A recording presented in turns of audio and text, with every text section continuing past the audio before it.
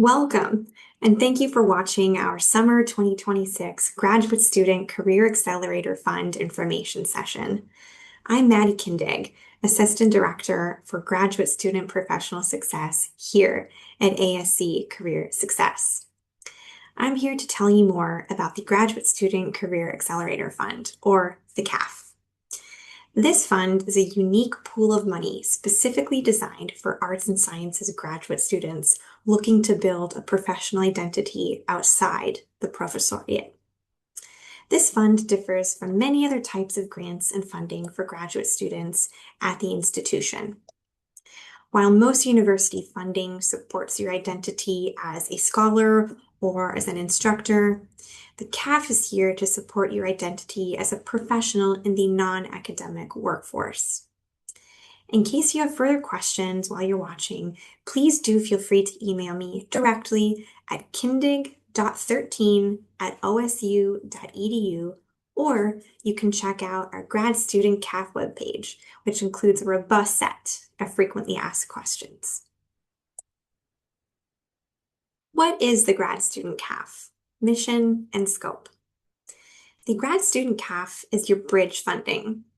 It supports activities that help you explore careers in a wide variety of pathways, which could include industry, nonprofit, government, and more. I want to take a moment here to clarify what we mean and what the selection committee looks for in opportunities that support your career development and exploration outside the professoriate.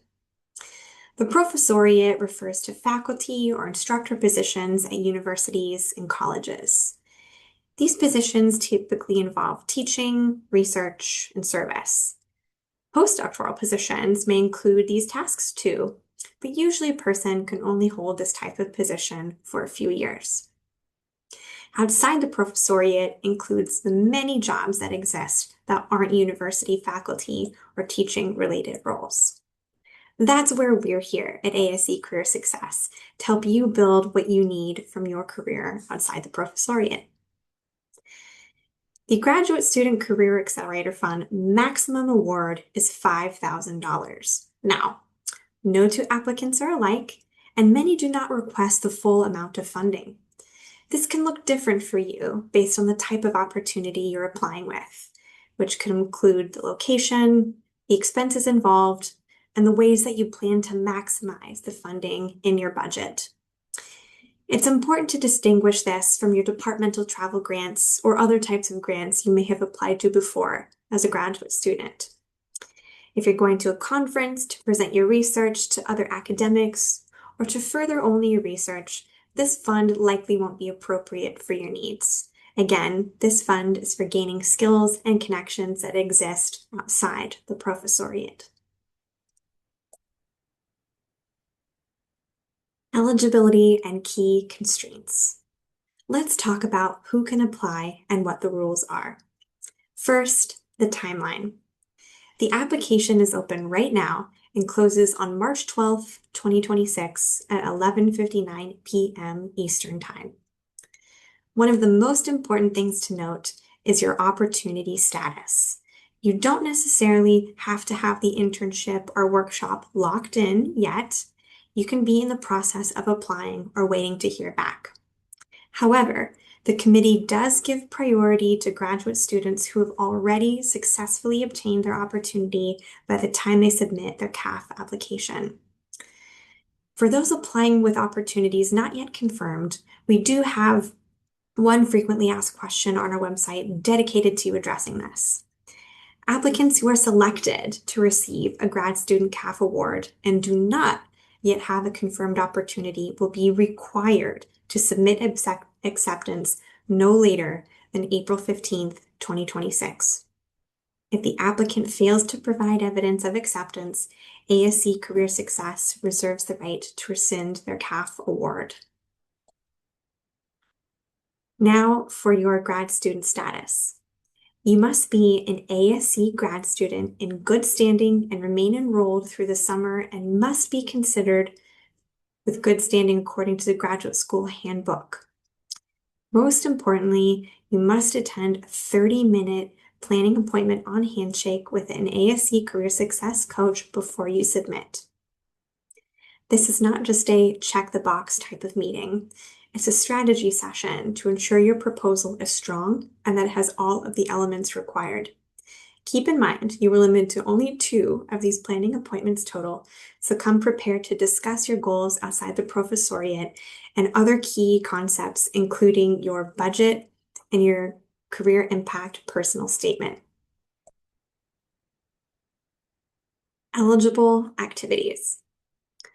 Because applicants come from all different departments and disciplines, your opportunities are going to look very different from one another. A geography graduate student might use this for a weather forecasting volunteer role, while a history graduate student might use it for a museum internship in Germany, and a dance graduate student might use it for specialized intimacy direction training.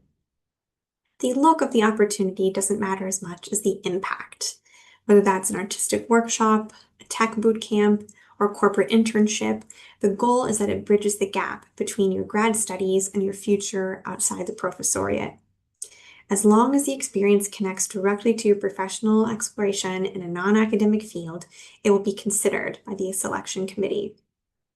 To give you an idea of the range, past recipients have used CAF funds to volunteer with the National Weather Service, conduct museum interviews in Europe, or gain leadership experience in arts administration. We've even seen graduate students attend genomics conferences populated primarily by industry professionals. Don't feel like your opportunity has to fit a corporate mold. It just has to fit your professional trajectory in a non-academic space. One great example of this is Mary Storm, an MFA dance graduate student and a CAF awardee from the 2025 cycle. Her opportunity didn't look like a traditional office internship. Instead, she used her CAF award to attend a specialized intimacy direction workshop series. It was the perfect fit for her because it provided a specific professional credential used in theater and film and a clear step toward a career outside the professoriate. The application checklist, part 1. Let's walk through the required materials in the order you'll need them. First, you must submit a resume, not a CV. We've provided a great resource from Princeton to help you with this transformation, but you can also use your required coaching appointment to refine this. But if you run out of time in the required coaching appointment, you can always schedule a specialized resume review appointment with one of us professional career coaches in our office. The next step is the career impact personal statement. This part of the application is extremely important and holds a heavy weight. This is where you articulate exactly how this experience advances your non-academic career goals. Don't just be general. Identify the specific skills you'll gain and the concrete actions you'll take to apply them to your career interests. You have a 3,000 character limit to make your case, and as we always say, the onus is on the applicant to make the case as strong and convincing as possible for the selection committee. The application checklist, part 2. Now we move on to documentation. You need to prove that the opportunity is real. This could be through a job or internship posting, a program description from a website, or an email from your on-site mentor that details your duties. This again might vary from opportunity to opportunity and something you're encouraged to discuss in your required coaching appointment. Another extremely important piece is the budget worksheet using the official Excel templates. I strongly recommend looking at the 2 sample budgets provided, one for internships and the other one for other career building opportunities, and see how to categorize your expenses to the exact. When you open that budget worksheet, I want you to be absolutely meticulous. The committee isn't just looking for a total number, they're looking for a logical, well-researched financial plan. You need to demonstrate that your request is reasonable. For example, don't just guess that a flight is $500.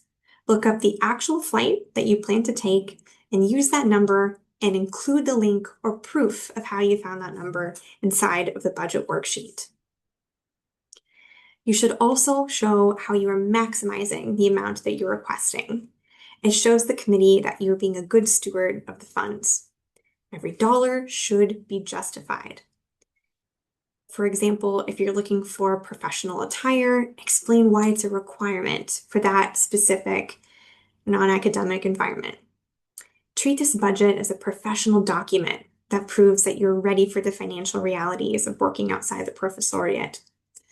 Finally, you need a letter of support from a faculty member.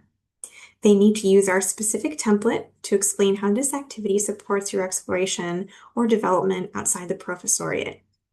It doesn't have to be with an advisor, just a faculty member you've worked with and who's supportive and knows about your non-academic trajectory so they can write the strongest letter possible. A faculty support letter template is also available on our website. After you apply, timeline and expectations. Once you submit your application, it's important to understand the next steps. First, the grad student CAF is a competitive grant, and submission does not guarantee funding. To ensure we're spreading this resource as widely as possible, we give priority to first-time applicants over students who have been awarded in past cycles. After the March 12th deadline, a committee of ASC staff and faculty will review every proposal. During this time, the Career Success team works behind the scenes with student financial aid to make sure your requested amount does not exceed something called your cost of attendance. If you have further questions about this, we recommend that you reach out directly to the Office of Student Financial Aid. If your opportunity is abroad, it will also be reviewed by the Office of International Affairs, Global Health and Safety team to ensure that it meets the travel and health requirements and standards. For more information for both opportunities abroad and for international students applying, please check out our website and review those important lines. You'll hear back from us by mid-April through your OSU email, and we notify everyone whether you're receiving funding or not. If you are selected, keep an eye on your inbox. You'll have a 72-hour window to sign your award agreement via DocuSign. Finally, we want to hear about your success. All awardees are required to submit a testimonial within 1 month of finishing their experience to show how it helped them explore a future outside the professoriate. And finally, the final meticulous budget check. As one more reminder on your budget, be meticulous. Because this is a competitive grant, the committee looks for reasonable and necessary spending. Don't estimate. Use real numbers and show us that you're maximizing this award to truly accelerate your career development. Whether you're an artist attending a technical workshop or a scientist doing a policy internship, a well-justified budget proves that you are ready for the professional world outside the professoriate. Our closing next steps.